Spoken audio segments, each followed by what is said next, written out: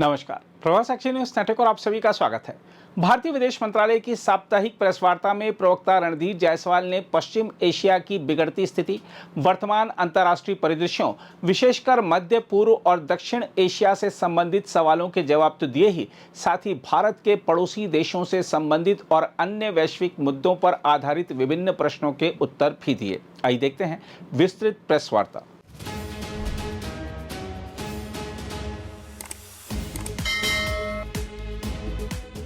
Your question, I would say that the joint statement that was adopted during the visit of the Prime Minister of Japan to India, the joint statement has several issues addressed which are of bilateral nature and also on issues on which we have a certain viewpoint.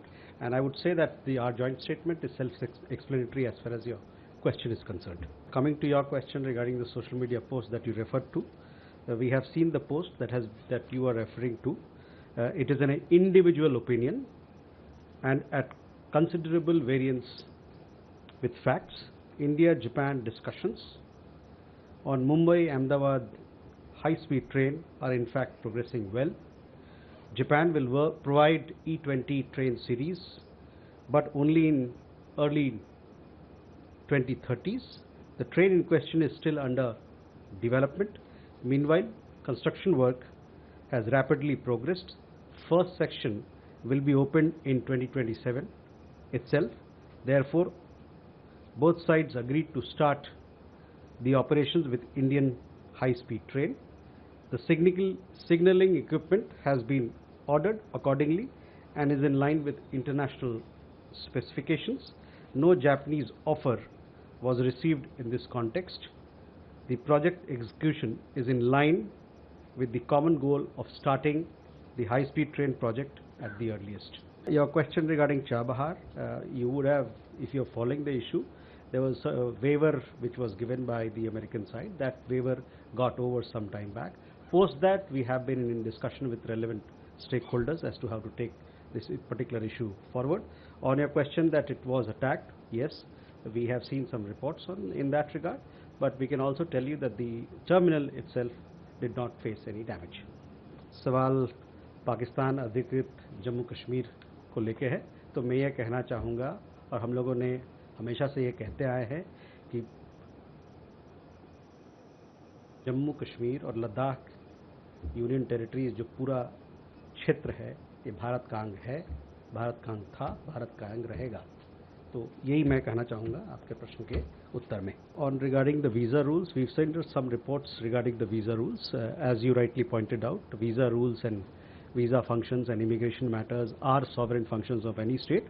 But having said that, let me tell you that as and when there are issues of difficulties which are brought to our attention in regard to genuine travelers, students, among others who want to, who seek support from the United States, we take those issues with the US side so as to minimize the difficulties that our people face.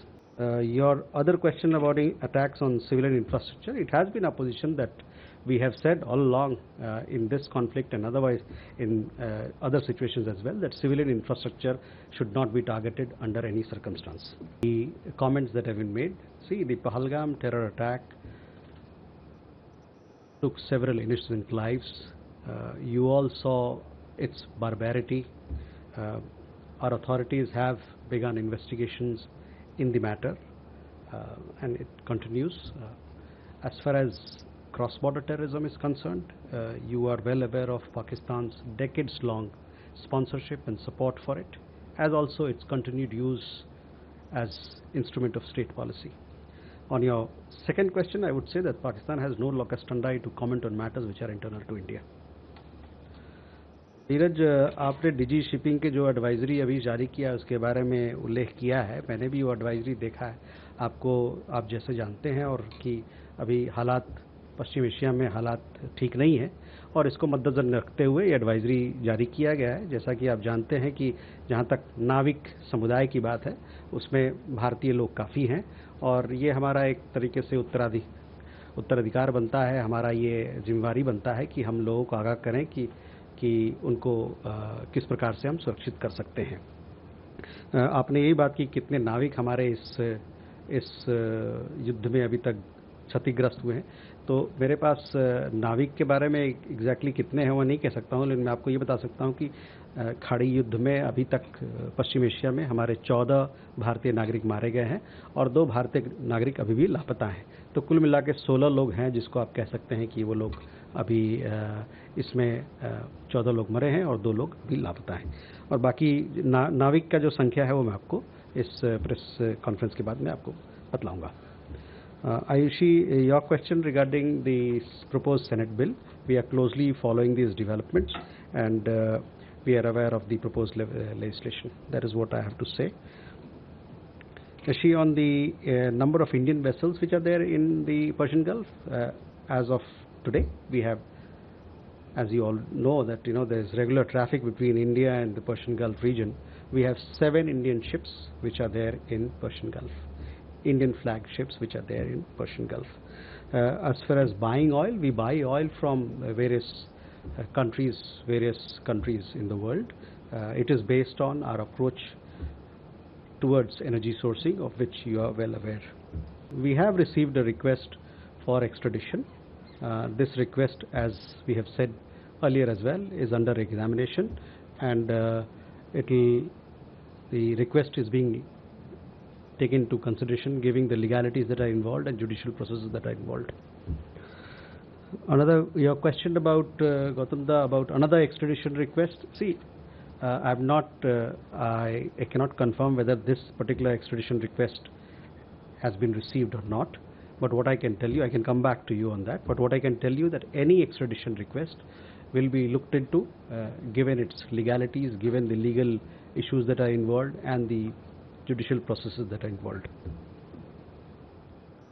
Neeraj, चीन जो Brahmaputra river पे नदी पे जो बांध की बात आपने की, इस मुद्दे पर ये संवेदनशील मुद्दा है और इस मुद्दे पे हम लोगों ने इस मंच से कई दफ़ा अपना जो रुख है, भारत का रुझान है, उस पर उसको आपसे अवगत कराया है आपको।